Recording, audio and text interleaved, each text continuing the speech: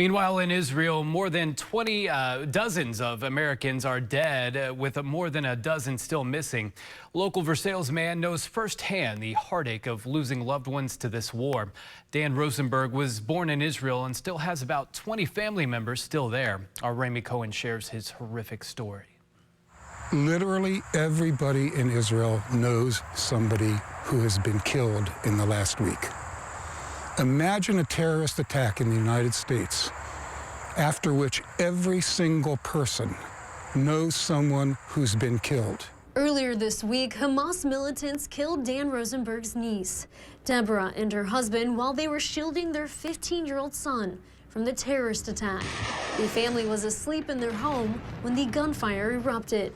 One of the bullets went through his mother and wounded him seriously. They set the house on fire, and he lay there bleeding for 10 hours before the soldiers came and rescued him and got him to the hospital. He had nearly bled to death by the time they got him. Rosenberg's great-nephew just returned back from the hospital.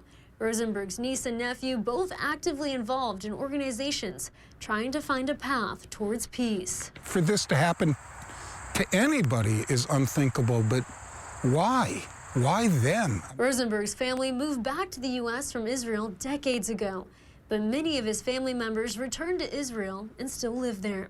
He says he has great nieces and nephews that are currently in the Army and isn't sure about their location or their well-being. My mother will be 99 years old in 2 weeks. She lives in Jerusalem. She does not need this. Rosenberg is horrified by the hate towards Jews and doesn't see a resolution coming anytime soon. The cruelty is just unimaginable. And of course, what's going to happen is awful and unimaginable. In Versailles, Ramy Cohen, ABC 36 on your side.